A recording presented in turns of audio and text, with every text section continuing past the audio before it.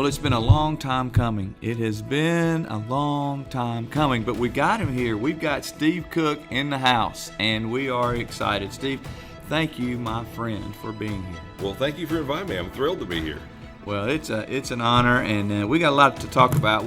Listen, Steve is a dear friend, as I talked about in the intro, and we've been through some stuff together, and that's what galvanizes friends. I think that's what solidifies friendship, if you will. And we've walked through some hard things, and you've been through some transitions lately. I have. And taking on this new position of leadership, it has not been easy. It's been very difficult, but what you have been entrusted with, but we're not going to talk a whole lot about that today, although we'll certainly mention it and want to make sure that we talk about what's appropriate there. But I really care about Steve. You know, this podcast is not so much about leadership as it is about leaders. And you, of all the leaders I know, and I get to walk with leaders from across the world, you have exemplified what strong servant leadership is about. And I mean that. Your journey of leadership is just amazing. So I'm excited to tell your story today. I truly am. So what I want us to do is to jump right in, and I'll shut up so that we want to hear from you, not me. So let's go back, and we're going to look at a day in the life of Steve Cook. You're 8 years old. What's going on? Walk us through a day in your life. So 8 years old. This is 1975, so I just aged myself. 8 years old. I am a inquisitive, love all things aviation, all things space. I love to draw. I love to create. I'm always coming up with some new idea. I would go into my dad with this design for this robot I wanted to build, or I'd come up with some new Lego creation, or I'd have my erector set out and I built this new thing, or I'd watch Star Trek. Right, that was one of my inspirations. And you're pointing to your cup there. Want to show us what that is? Would wear that. Wear that with pride, because we're in the middle of building the space shuttle in 1975, and space program. We had just been to the moon. I remember at age 5 watching the last man walk on the moon in 1972, and that was great. And I remember sitting there in front of that TV. That's one of the first memories I actually have. And so I was all things. If it flew, if it was in space, I was all over it. And I love that show because it was about discovery and new things, and that's just kind of the person I was. And it really rolled into later on in my life where my passion was, the career I wanted to take on, which was aerospace engineering, and that's what I found is that's a great passion, but I actually have far more of a passion for people. Wow, how about that? So it started off as a 5-year-old watching that last man walk, and you thought, wow, I wanted to, and then by the time you were 6, 7, 8, you were all about space. I was all about space. And if it was flying, I have a picture of me and my dad standing next to an airplane. I'm a pilot, blessed to have an airplane, and I never thought I'd have that. And there's a picture of me when I'm about 7 years old, and I got my cowlick staying straight up in the air, standing next to the plane with my dad when he took me up on my first flight. How old were you? I was probably about 7. 7 years old. And I've got a picture of that. Oh, my goodness. And I'll never forget that. And all of those kinds of experiences, solidified for me. All right, I love this. I'm passionate about this, and still am. So what did your dad do? What kind of? So my dad was an electrical engineer. He worked for a company called Control Data, which is now part of Seagate. He built hard drives back when hard drives were about this big around. Yeah. And so he was a production manager and helped deliver new technology. All right, so growing up in your home, what was it like? Was he a disciplinarian? Was your mom a disciplinarian? Did you have brothers and sisters? What was it like in the Cook home? So at 8 years old, I was 2 years away from having a sister. So there's almost 10 years between my sister and I. Wow. And but I grew up in a wonderful home, very loving home, very, very definitely disciplinarian. My dad and my mother, both. My mother was a school teacher, and Dad was an engineer. They were, I'll call it old school in the way they raised me, which was, there was a lot of expectations, and there was accountability and responsibility, and that was driven in from an early age. Also driven in the ability to think on our own, think critically, think differently about things, but always that let's try something new.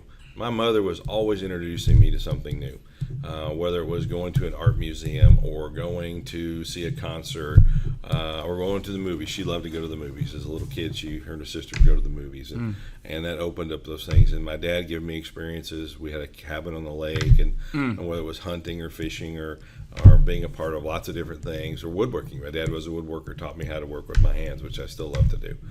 And so I couldn't imagine a better upbringing for one to have. And it really set me up. That foundation really established the rest of my life. And I owe my parents an incredible debt that frankly I can never repay. So that foundation you talked about, let's move up. Let's say you're a preteen, 11, 12, 13, somewhere in there. And you said they taught you how to think critically. Can you give us an example? 'Cause I think that's so important today in leaders. How did they instill that in you? Absolutely. The fundamentally was, hey, don't just accept things for the way they are. Understand the why, right? And that doesn't mean ask why on every question, right? Right. And I was. My dad nicknamed himself, he says, I'm Hey Dad, because I would always like, hey Dad, what about this? Hey Dad, what about that? I love that. And so it was Hey Dad. He jokes today that was his name, wasn't Dad. It was Hey Dad. And so, but it was always instilling the curiosity to ask more, understand more. Why is something the way it is? But not to be spoon-fed the why. Go find out why. Ooh, that's good. Go play with this electronic set. Go play with this erector set. Hey, go be involved in Boy Scouts and do what you want to do with that, and make of that what you want. And so it was, let me choose what I wanted to do. Let me get engaged in things. It was not spoon-feeding at all, but it was creating a loving environment and an opportunity of basically an environment of opportunity, right? And so what did I want to do? We didn't have a lot of money. We were middle class, right? But we had the opportunities to do certain things, and not other things, and that kind of led to things in life. And we would travel. We had for a long time. We had a pull behind pop-up camper, and we'd travel all over the country. We'd take a trip in the summer or two, and we'd explore something new, and we'd learn lots of new things just from that. So it was always those kinds of things that really kind of give me that drive to explore more and do more and understand more and again, think critically, because right. I think that's an important, as a leader, you have to be able to do that. You can't just accept the reason something is because we've always done it that way. I was definitely not raised that way. But I just heard you say that you guys would explore and learn. So they taught you to be a lifelong learner, it sounds like. Absolutely. We didn't call it that then. Right. None of these terms, right? Critical thinking, lifelong learner. I didn't learn those until later in life. But that's what they were doing, right? That's what they were doing. They were both kids of the Depression, right? Came up through World War II, little kids, and worked through that. My mother's family came over from Lebanon. She was a first generation in the U.S., and came over with nothing, brought over his family. My uncles and my grandfather, Nicholas, created a business and were very successful at it. So they were entrepreneurs. So that kind of a mindset, I think, is a little bit of genetics that are in my blood.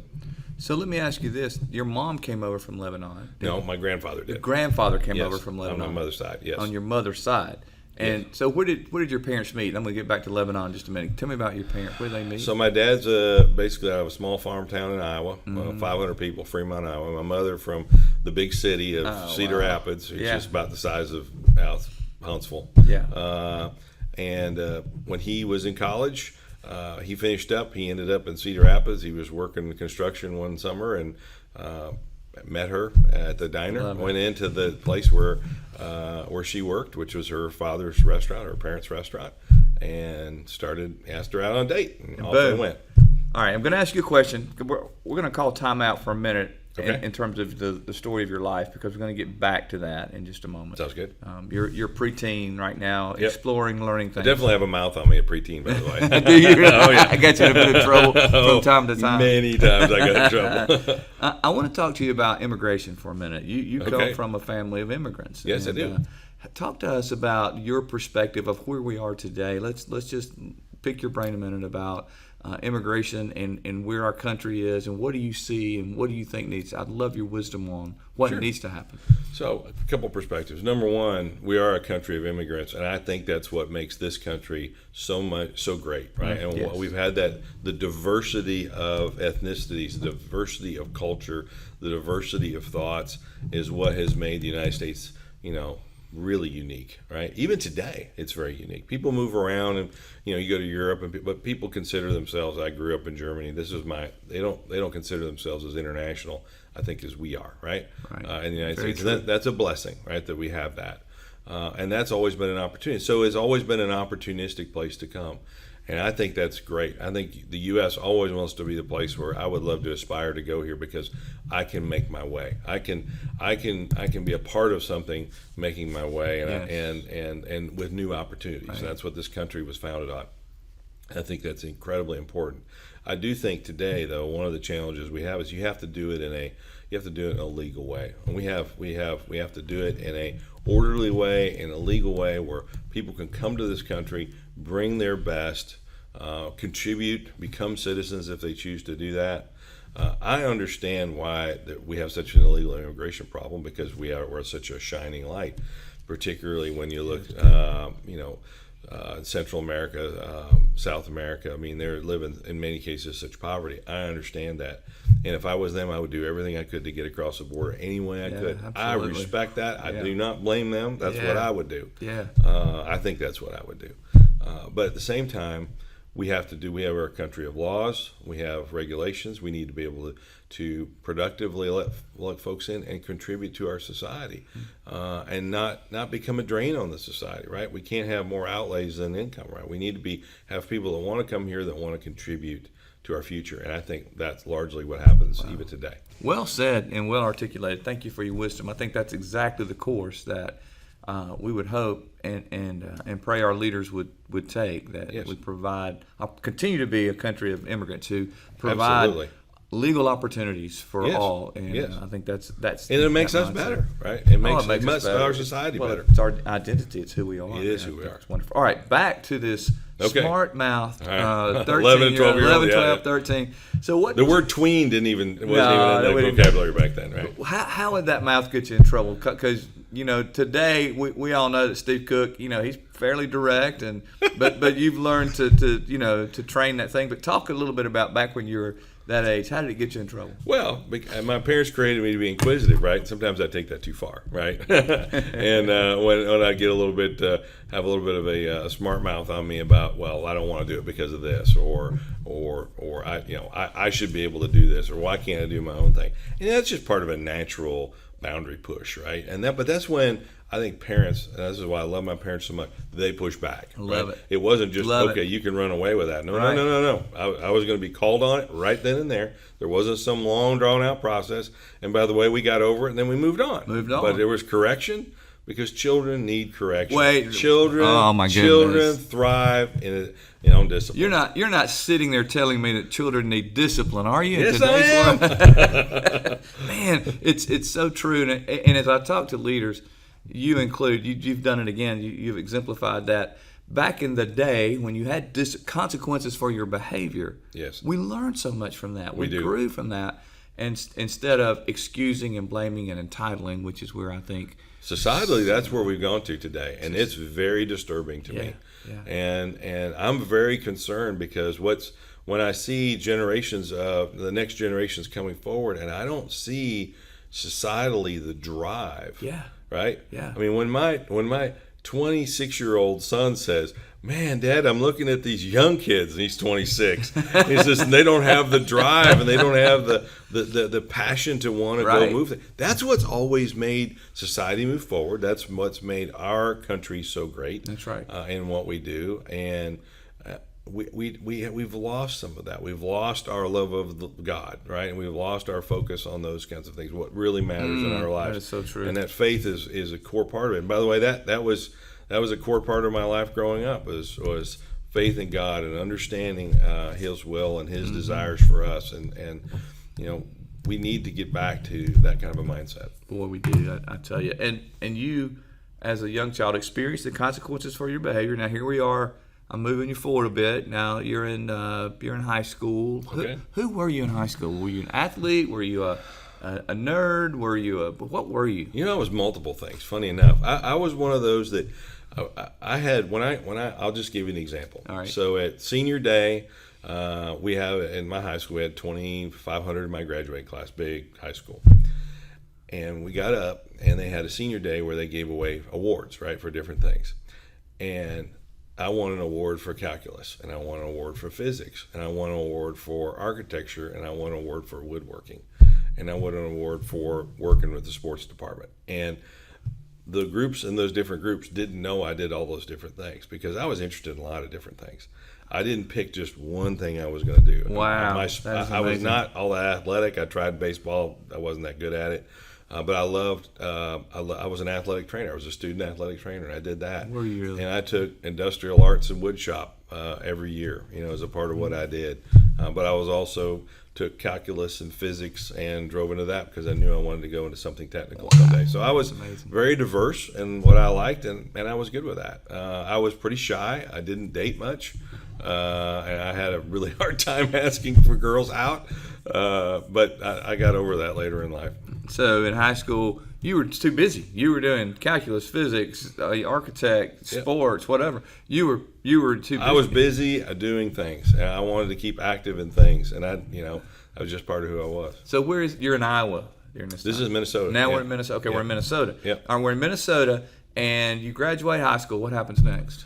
Obviously, you have options, but what happens? Yeah, so I ended up going to the University of Minnesota, go to the Institute of Technology there, and I go after an aerospace engineering degree, bachelor's in aerospace engineering. Started into that, loving it. Funny story. So I'm a freshman, and there's a senior there, and his name is Don Deming. Don, if you're listening to this, you'll remember this. They paired us up, and Don told me, this is what the next 4 years is going to be like for you. This is what it's like to go through a program. And by the way, it was not spoon-fed. You had to figure stuff out. Right. There was not the guide of this. But I think, by the way, that's a good thing, right? Because it caused you to go ask questions and figure it out. Mm-hmm. He said, this is what's going to happen. And pretty much then off I went. I am still friends today with Don. He and I tag up from time to time. We've bounced into each other. Our careers have kind of intersected a few times here and there. He's still on LinkedIn with me, and all these years later, it's 33 years later. We still interchange from time to time. It started with him speaking into your life, helping you with a bit of here's what's going to happen. He was a kid from Minnesota. I was a kid from Minnesota. He was 21. I was 17, and off we went. My goodness. So you're at Minnesota. You go through college, get a 4-year undergrad.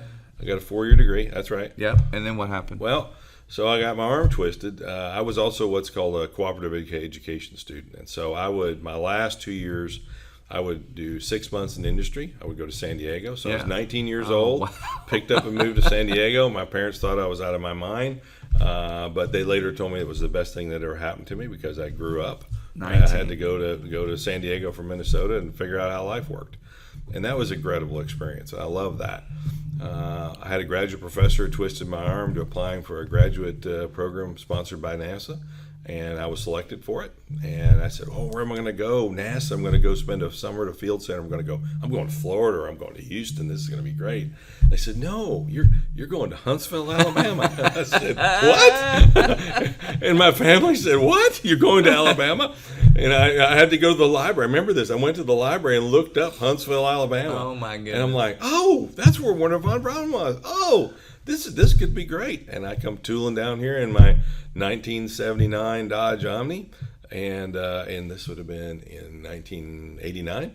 And I come rolling down here and learning about Huntsville, Alabama, which was a much smaller place back then. Right, it sure was. And you were how old then? I was 21. Yeah, 21. Here we go in your Omni, and you. This is how long are we working? How long? So this was for the summer, just for the summer. Okay. And then when I went back, did my graduate work, and then NASA hired me a year later, and I moved down here in 1990. So when you first got to Huntsville from Iowa, Minnesota, I'm sorry, from Minnesota. I keep saying Iowa for some reason. Well, that's where my folks are from. Okay, good. Yep. So from Minnesota, you're down. Oh my gosh, here we are. You're in Huntsville. First impressions, first thoughts when you landed in, when you drove in. You're looking for a place to stay. Whatever. What was your first Beautiful impression? city. Beautiful city. Isn't it? Beautiful city. Huh? Saw the Space and Rocket Center. Yeah. I'm like, I'm in heaven, right? And I remember going to the Space and Rocket Center. Probably the second day I was down here. Yeah. And this is before you had the Saturn V was outside back then. This is how old I am, right? And I didn't have the Davidson Center or the big one out front. And just walking around and in awe that place. And I spent a lot of time going through there to the point where I can still give a tour through there. And I bet you could. And know the hardware. And I was so enthralled with Apollo hardware. And my summer I spent down here, I would go to the technical library on my spare time, and I would just dive into old journals, old books, reports that Von Braun and his team were, and I just studied that. I just took it in because I was like, these people created this, all right, from whole cloth. They went from barely getting off the planet in 1961 to landing on the moon in 1969. I mean, incredible. How did they do that? And I was so fascinated to understand more about how they worked, how it worked together, and I would just go spend time with. There were still people that at NASA at the time that had worked on the program, right? And were young engineers. And I would just spend time with them. How did this work? How did you create this? How did you go about doing this? And it was fascinating to me. The technology was fascinating, but how the people put all that together was even more fascinating. So are you single still? You're single at this time? No, absolutely. Yeah. What happened next? So got married. Wait, you had to meet her first. Where did you guys? So I married a Southern girl. Marquita was a beautiful, beautiful young lady. Married her in 1991, and we had two beautiful children in 94 and 96, Katie and Charlie. And it was an amazing experience. It was an amazing experience. And what was funny was when I was a kid, we were taking those trips I was talking about. One time we stopped in Tennessee, and I told my dad very bluntly and honestly, I was probably 14 or 15, Dad, I'm going to marry me a Southern belle someday. And he remembered that. And, and you did. Years later, I did. I did. Raised your family in Huntsville. Raised family in Huntsville, yep. And then we lived in Athens for a while as well, but in the Huntsville area, Yep. And your career at NASA began to grow. Yes. And took on more and more programs. I ended up working at NASA for 20 years. And managed the last big program I had was the Ares Launch Vehicle program, which is the Space Launch System today. Wow. Which we're getting ready for a launch here sometime this summer. Yeah, it's got to feel good to see that legacy that you had a hand in. It does. Continue. It does. Even though you're not in NASA now. No. But what you started, what you built, what you Absolutely. contributed And it was to. a fabulous team. I learned a lot. One of the things I loved about working for NASA was they kind of threw you in the deep end, and you had to figure it out.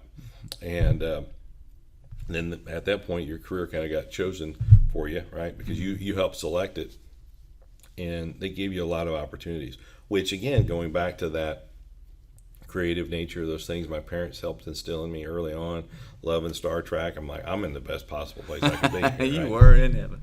Well, let's talk about that transition a little bit, because you're there, you kind of were at the pinnacle of NASA, then you transitioned and really started on a new frontier, right? Yes. So 2009, we were flying our first test vehicle, the first NASA full-up rocket test since the space shuttle in 1981. And I actually have a picture of the rocket, the Ares 1X, the test vehicle, taken off the launch pad, and the space shuttle is sitting on the other launch pad. Which was amazing. And we had built the largest solid rocket motor on the world. We'd built a brand new rocket engine. We'd stood up a new manufacturing capability at Marshall Space Flight Center. And we were on a roll, and I felt like I had done a lot of the things that I wanted to do. I was about halfway through my career. I thought, this is a good time to make a change, and I'm ready to make a change to the private sector. I saw some things coming on the decision side, on the government side, that I just really couldn't support, and decided this was a good time to make a change. Yeah. And so I started looking for where would be my next home. And where did you land? I ended up at a company called where I'm at today, Dynetics. In fact, when I interviewed for the job there, the president at the time said, "We look forward to you retiring with Dynetics." And I thought, well, that was an interesting. That was 13 years ago. That was an interesting thing for somebody to say, especially in this day and age, especially. But even then, and it's been a fantastic run since we've been to Dynetics. Well, it says a lot about expectations that he had for you, and what he could see, and almost prophetically see that what role you would be playing. Of course, nobody could actually see it, but